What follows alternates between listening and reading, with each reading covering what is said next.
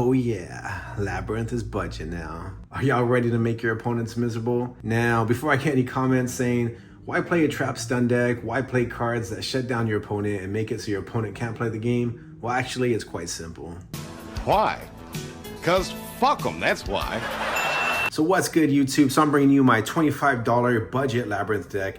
Yes, that's right. So hopefully I don't get any comments asking where is Arias the Butler. This is a budget version with the intent to make the deck under $25, possibly even cheaper. It really depends on where you can find the cards. But on TCG Player, I added all of these cards up and it came out to like $21, $23 and change after tax. Maybe you don't have tax where you're from. But yeah, so under $25. So there is no Butler in this deck. There's no expensive extra deck monsters, no expensive hand traps, none of that. It's a pure Labyrinth deck profile. There was pretty much running tournaments, I think 2 years ago, the IKEA build. So we're maxing out on all of the IKEA stuff. We have transaction rollback in here and a few stun cards as well. Spoiler alert. So let's just get straight into the deck profile. So of course we have one of the bricks, one lovely Labyrinth of the Silver Castle. She's obviously your big boss monster. You only want to run one of her. And then we're running two Lady Labyrinth of the Silver Castle. You could run three of her if you wanted to. I feel like just to make the deck as consistent as possible, we were just running one of each of these cards because technically you don't really want to draw any of them. Then we have three Arianna the Labrynth Servant. Obviously you're the Stratos of the deck. She can get you any of the Labyrinth cards. She also gets you a draw as well. So definitely useful. Some people did cut her out, I've noticed in other builds. In this specific old school IKEA budget version of the deck, you definitely want to max out on her though. Then, since we're not running Butler, I feel like you definitely want to max out on these. I did watch a few of the older tournament topping decks before Butler was a thing. Honestly, even when Butler was a thing, I feel like a lot of people didn't play her when she first came out. I think it took a while. It was honestly, I feel like until she blew up in price, which is a really weird thing that Yu-Gi-Oh players do. I feel like when the cards become expensive, all of a sudden they become mandatory in decks. Again, where Butler was not seen as not only necessary, but even when she was out, either people played 0 to 1 of her. It wasn't until a recent thing where they decided to max out on 3 of her. She does make the deck able to go second. However, Ku-Klok is a budget version of Butler. I'll show you guys a combo with Ku-Klok at the end and why you want to max out on 3 of them. Because with Ku-Klok, you can play on turn 0. And again, she is a budget version of Butler anyways. Then we have 3 of the chandeliers. Again, with the IKEA version, you want to max out on 3 chandeliers and you want to max out on 3 Stovey Torbies. Again, these are the reason the deck is so good because of the IKEA cards.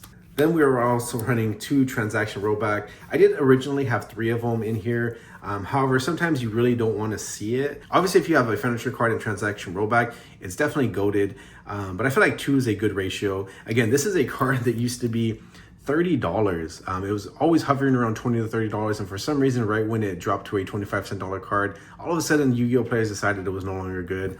I don't know what's up with that mindset, but the card is still very busted. But we're only running 2 of it in the deck.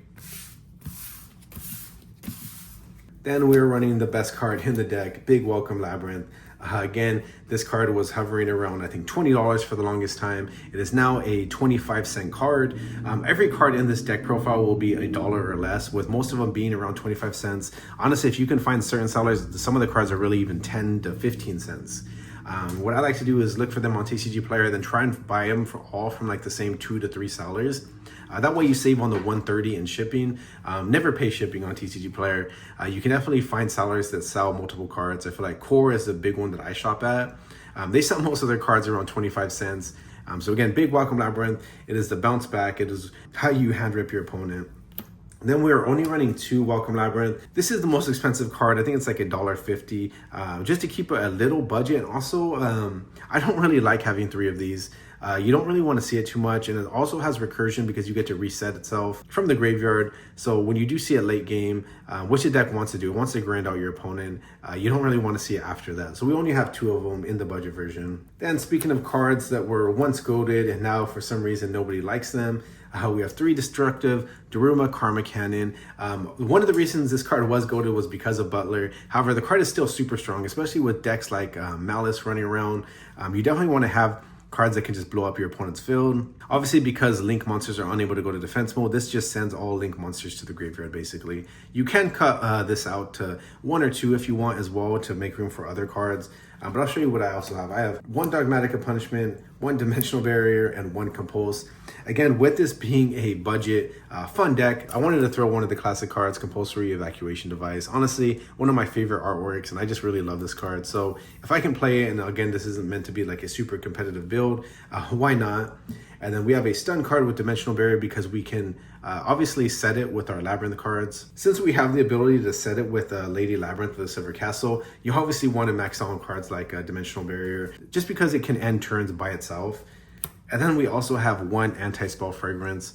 We're only able to run 1 of them, so that's why we only have 1. And then the deck really doesn't have too many spell cards, so it honestly hurts your opponent way more than it hurts you. Because we do have 1 of the field spells, and then we are running 3 Pot of Extravagance, just because the deck kind of struggles with consistency. So if we can get a free Pot of Greed, why not? We don't really go into the extra deck too much, aside from like having Dogmatic of Punishment targets. Then again, speaking of consistency, we want to run as many consistency pieces as possible. So we have 3 Pot of Extravagance and 1 Pot of Prosperity. Then the deck loses extremely hard to Ash, so we want to have Cross Out and Called By, and then a single Ash in the deck. And then the only other hand trap we have is Nib, just because Nib is honestly free in this deck. Being able to pitch it with your IKEA cards or your furniture cards is just honestly super fun to do. And if we can be able to do that, you want to max out on Nibs. And then obviously the 1 Ash for the Cross Out target. Then going over the extra deck, the best Dogmatic of Punishment target turns Dogmatic of Punishment into a Pop 2. Free draw with Garura, 3,000 attack with Mirror Jade. The other card for Garura, Trepigate Arms, when you have a 3,500 monster. I love this little package, Underworld Goddess and Moon of the Closed Heavens. They are both fiends, so obviously the deck is full of fiends, so it runs with the theme. And then just being able to like out cards like Dragoon or any cards that, like any tower cards that we can't get over. This allows us to use one of our opponent's cards. This allows us to use another. So obviously you want to put this in a zone that points to one of your opponent's monsters, and then being able to use these 2 to kind of out big cards is really cool. Then we have Dark that can go into Access Code Talker. Then we have some of the Nightmare cards. Obviously we're not running IP in this deck, so we have Nightmare cards as the budget alternatives. We have Cloud Beast. This is a flex card, honestly. Speaking of flex, also Dingirsu, because we can make it. And then going second, Typhon. You could honestly even run 3 Typhons, especially since we were running Pot of Extravagance. This is one of the best cards we do have in the extra deck, and it is only a 50-cent card nowadays.